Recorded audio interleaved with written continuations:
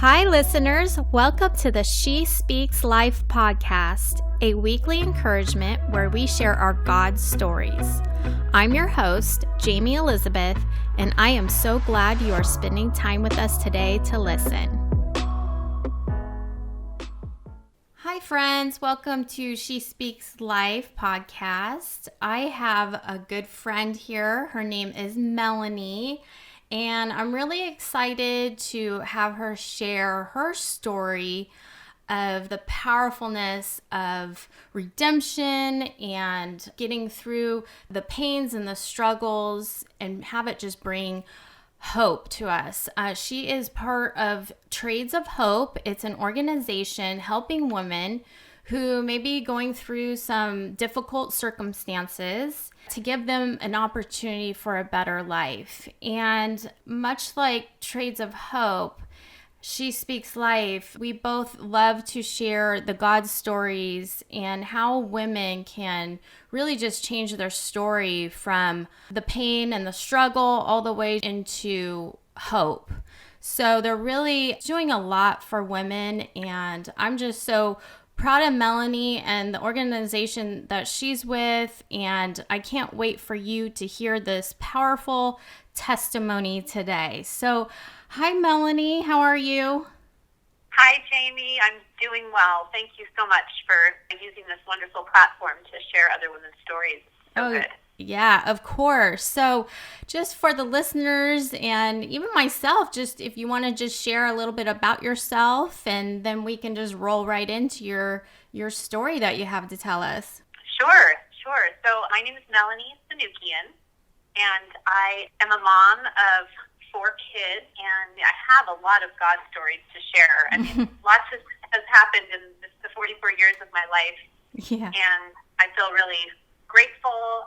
There's a lot of ups and downs, as we can all relate to. But the one I definitely would love to share about is the last almost 4 years that I have spent with this organization. It's a missional business called Trades of Hope, and we empower women around the world out of poverty and trafficking and sweatshops and slums, and we do it through business and beauty. Actually, we're not a nonprofit. There's definitely a place for nonprofits, but as far as like long-term breaking the cycle of poverty and people having fair wages to take the place of any income that they were receiving in trafficking, or to get themselves out of sweatshop environments and get into fair trade environments, it requires them participating and becoming the heroes of their own stories.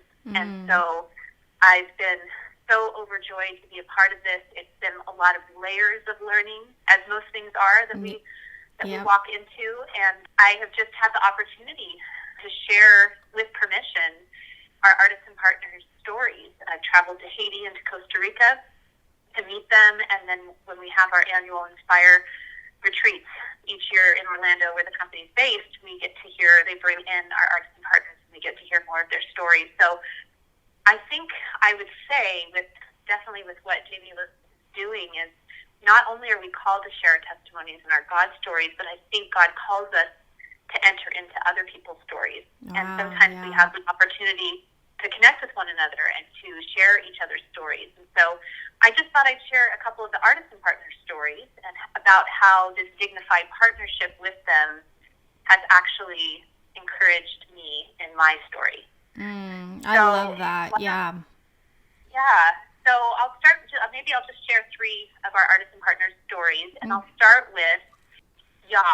Ya is a woman in Cambodia, and she came on with us right before I joined Trades of Hope.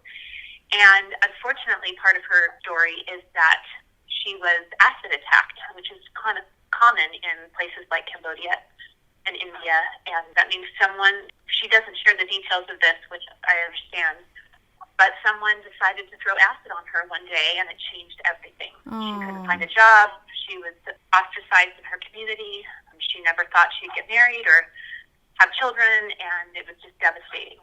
And she shares her testimony on our website. But when you purchase a product made by our artisans, it actually comes to you in really beautiful packaging, and it has a tag with a picture of an artisan and the story about what country it's from. We work in 16 different countries. But for obvious reasons, Ya, when she first joined us, didn't want her picture taken to put on those tags. And so obviously that's understandable. We're very honoring to our artisan partners and their cultures, and we really are a people before product or before profit company. Yeah. But 6 months into working with us and getting fair wages that enabled her to take care of herself, where she was eventually inviting other women like in her same circumstance into this, where she was able to receive counseling and therapy for healing. She wrote our company 6 months after joining us and said, you know what, I'm ready to have my picture taken now because I'm a businesswoman and I'm proud of who I am and what I get to do. And fast forward 4 years later, we got to hear at one of our local trainings her story, and we're not allowed to share it with the public because, again, we need to keep these women safe. But we, as part of the company, got to hear her story even further. And what's really amazing is she went from a person who hid in her home and was afraid to go out because she would be ridiculed, because people assume you deserve what happened to you if that's happened to you. And she's gone from that person to walking boldly through the market to purchase the food that she needs and the items that she needs to make the products. She's invited other women in. We have a group there now, and she shared with us that she actually got married, and she had a baby boy in January of this year. Wow. And that's what made me cry. I was like, oh my, and this is something she never thought would be possible. Right. But what I've noticed with these women is that when if anyone's heard of Maslow's hierarchy of needs, if you picture a triangle, and at the very bottom base of that triangle, if those basic needs that we all need are met, like food, clothing, shelter, and you don't have to live in that survival mode anymore, then you are able to open up other needs that you didn't even know were there. And so what we're seeing across the board with the 13,000 women that we work with is that they start to dream again. Like this dignity opens up a hope that they never knew was possible. And leave it to women. What they love to do then is, and how we naturally are as women, is when you empower one woman out of poverty, she naturally brings 4 others with her. And so the exponential impact is incredible. And so I'll move to our next artisan story, which is Miss Florence from Uganda. If you actually go to YouTube and search Trades of Hope, Miss Florence, she's one of our favorite artisan partners. It's one of the videos that's been watched the most. Oh, and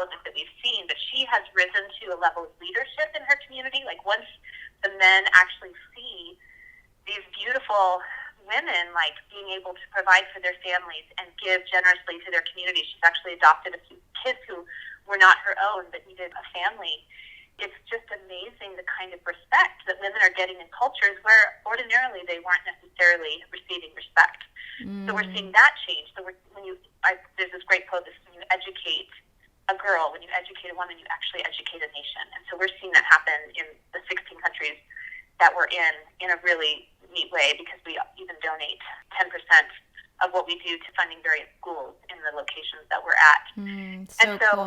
The neat update about Miss Florence that we learned in our last conference together is that she has built a house for herself. And now when I went to Haiti, I got to tour the women's homes. These are single moms with multiple kids that own homes in Haiti. And that is unheard of there. But we pay everyone a fair wage. We're part of the Fair Trade Federation. And so they are getting well taken care of and able to take care of their families well in a holistic way. But as you can imagine, homes in Haiti don't look like homes here. Right. And they still have noticeable upgrades: concrete instead of dirt floors, windows instead of just living in a hot box, things like that.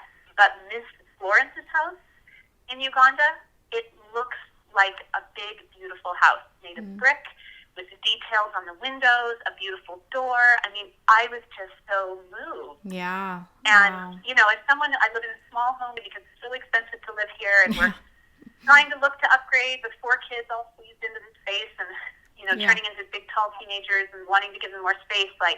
I was so overjoyed that Florence had a home that I would want to live in. You know what I'm saying? And I just Right. feel like everyone deserves that. Yeah. And so we are, Amazing. it's just confirmation that we're treating our artisan partners well, because sometimes people wonder, like, well, how do you know how much they're getting paid? And we've seen it. It's so powerful. And it was neat because her son, who went through university, was the one who talks on the video, which is really cool to see him. So, Yeah. so that's So Miss cool. Florence, and it's just neat to hear these updates with our artisan partners. And the last one I'll share about is a woman in Haiti. I actually don't know her name because it was an interaction my friend had. We both went to Haiti on different trips with our fellow compassionate entrepreneurs. And I don't know her name because I didn't have this interaction. I actually got to sit with Elvina at the bead rolling tables. They cut these cereal boxes, donated cereal boxes into big long triangles, and then they roll them into beads. And then I got to sit with another artisan at the clay tables, and you just chit chat with them, and then they laugh because you're not nearly as good at doing what they're doing. Yeah. And we recognize that we need each other. I have a picture on my Facebook page of me and Elvina, and we're laughing. And we're laughing because she's laughing at my cereal box beads coming apart and how she, you know what I'm saying? Yeah. Like she could make twice as many as I could. Anyway. Laughing at your work. Yeah. Yes, we recognize like they do quality work that we could never begin to do. Right. And they need us and we need them. And that's why it's dignifying. Mm-hmm. But what really hit that dignified partnership home was my friend Amy, who went on the trip right before me to Haiti, when she sat next to her artisan partner. Her artisan partner said in Creole through a translator, she said to my friend Amy, "Thank you so much for helping me feed my children." And my friend Amy, with such wisdom and quick response, said in English through the translator, "Well, thank you for helping me feed my children." And the artisan partner put her head down on the table and she wept.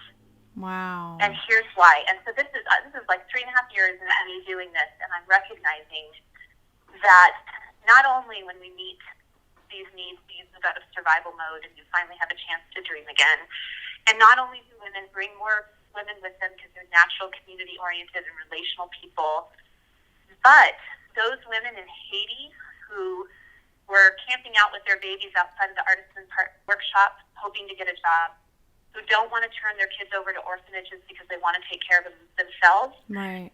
Not only do they, and everyone else, because God puts this in us, not only do they want to take care of their own, but they want to know that what they're doing has a global impact. Wow. They want to be having an impact on someone else across the world. And it was just a new layer of understanding with what I do. Yes, so cool. That's what's been one of my great joys, but we're giving these artisan partners a dignified opportunity to help us feed our kids. Mm-hmm. And of course, I don't suffer with the level of poverty that they do, of course. But what we have so much more in common than we are different. And I need to put food on our table. And my husband's teaching job is not enough to be able to do that. And so me making an income, which some people, and even I at the beginning was like, oh, am I making money off of poor people? Is that weird? No, I've come full circle to be able to totally defend what we do, because if I were just volunteering to do this, I wouldn't be able to give it the time that I am, and I probably wouldn't still be doing it, because volunteerism leads to burnout in a lot of cases. And I've met other vendors at different events that do volunteer work, and 100% the money goes back to the women, and that sounds so good.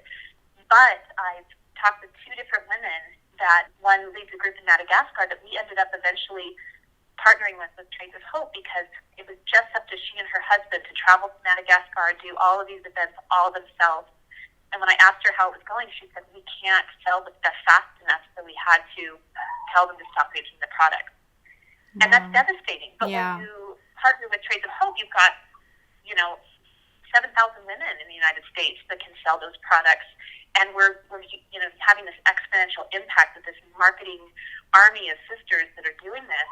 And I'm working, like my friends who work at World Vision and legitimate, awesome nonprofits that are doing good things, Compassion International, they get paid. They get paid a salary to, but somehow we see it differently. And I'm working really hard, and I'm actually using the giftings and skills that God's given me to advocate for our artisan partners. And I'm so grateful that I get some income for doing it, because I do need to put food on my table. And I have a second kid going into private school after homeschooling, and there's things that we need to do, and I'm able, and it feels dignifying. If we were just the Great White Hope rescuing everybody out of poverty with our volunteerism and our charities and are, writing checks but not worrying about where that money goes or how it impacts their economy, then we're not dignifying them as equal partnerships. And so it's just a new way of rethinking breaking the cycle of poverty and giving people charity versus an opportunity, right? Right. So we hear that idea that you give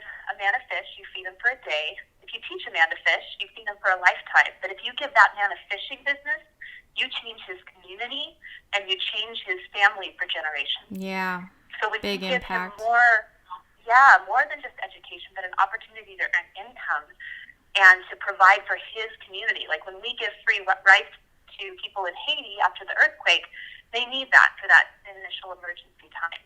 Mm-hmm. But when we're still giving them free rice years later, we're actually putting the Haitian rice farmers out of business, because why would their local people purchase from them when they can just go pick up the free American rice? So we need to really rethink how we're approaching charity, how we're approaching handouts and those kinds of things. And really, most people want an opportunity and not just charity. So that's what we're doing. We're hearing stories of redemption because of it. That's so cool. I love it. Now, how did you get involved in Trades of Hope, or how did this compassion for other women across global nations, how did that all start? Yeah, that's a great question. For a time, I think I was 10 years into parenting and love it. It's my first calling. Love my kids. It's hard, but it's so good. Mm-hmm. And I think I was starting to feel like the walls were closing in a little bit. Like I'm a lifelong learner, so I've long been out of school, but I'm still learning about things that were going on around the world. And I think with social media, it's getting smaller. Mm-hmm. And you're hearing these stories about women, moms, just like me, in other countries around the world with not nearly the same opportunity I had, not nearly the same education, not nearly getting what they need, and being so taken advantage of and so vulnerable.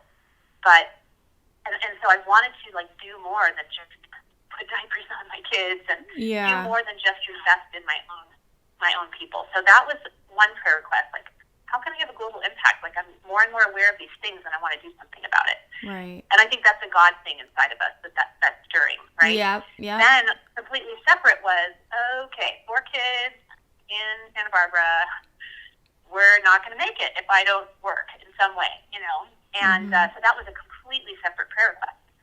Well, then I had dinner with a friend, and she was wearing one of our beautiful bracelets, the Offer of Hope cuff set. We still have it. We get new products a lot, but this is one of those that's been one of the top sellers. And it was shiny and reflected the light. And finally went out to dinner, an uninterrupted meal. We got babysitters for our kids. And I literally was so drawn to it that I think I interrupted her mid-sentence. I was like, this bracelet, it's so unique. Like, tell me about it.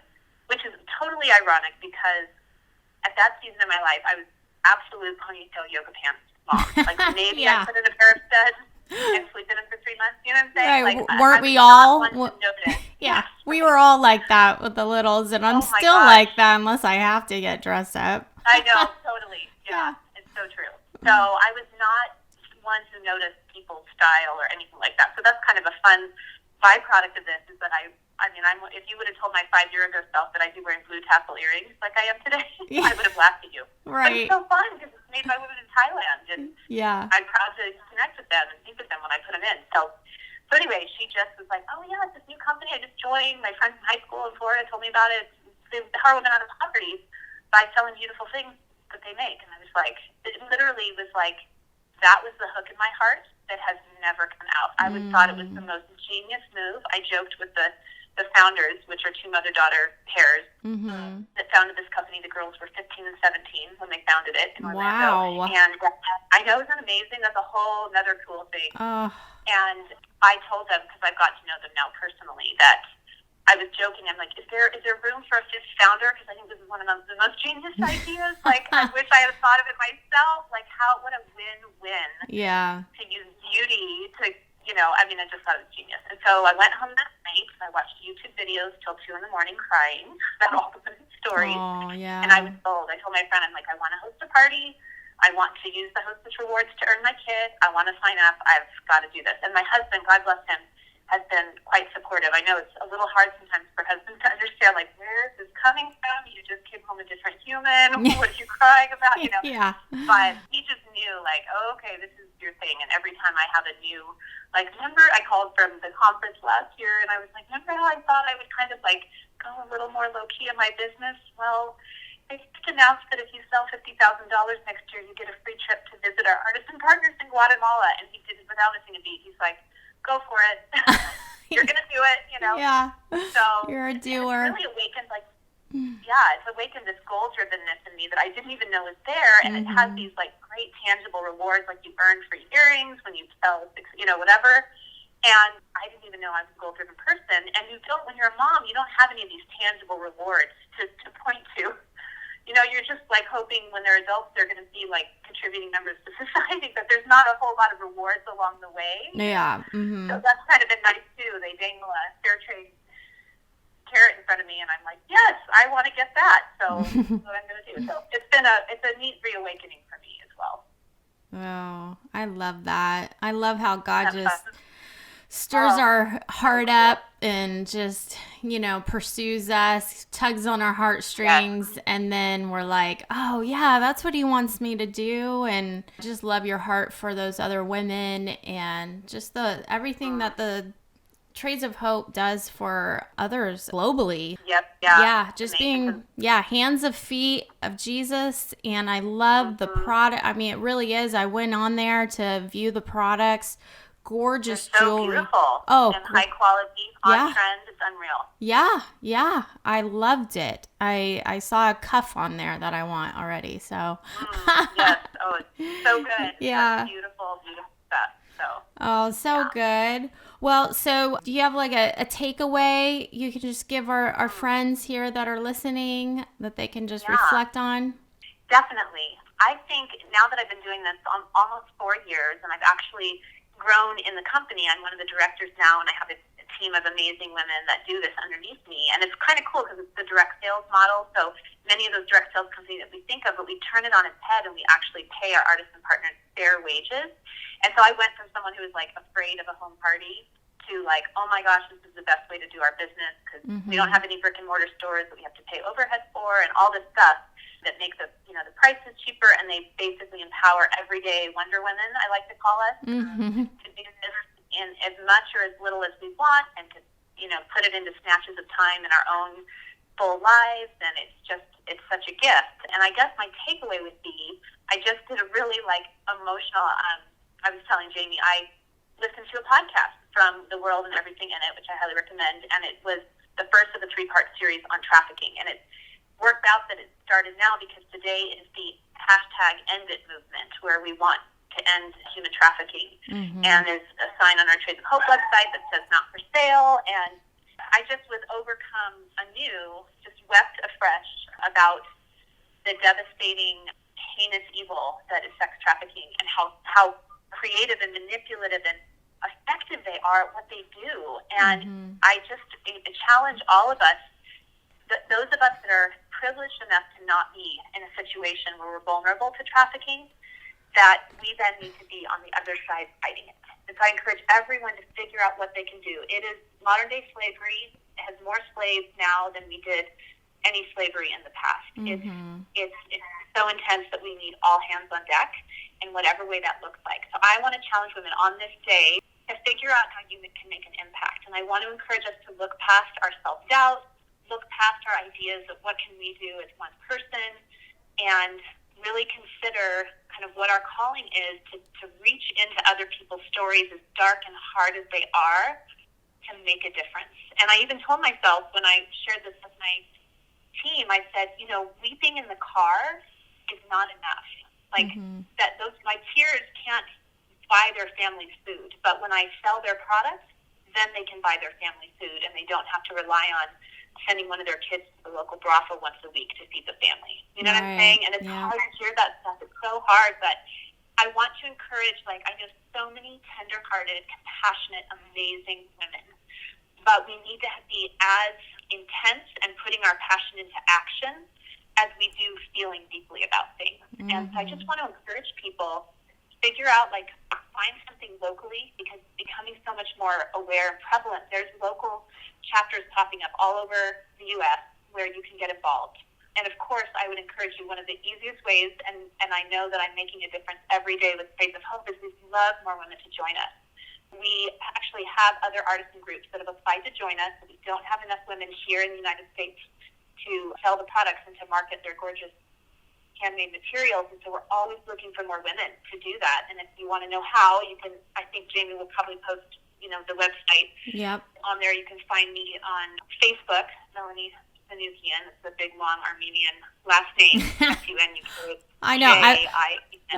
I wasn't. I know. It's a big one. Yeah, I wasn't about to pronounce it, so I'm glad. I'm glad you are. It's so funny. Yeah. Sanukian with a silent J. Who knew? And then I'm also at She's Sourceful, like resourceful, but like she is resourceful. She's Sourceful on Instagram, and I'd be happy to answer any questions.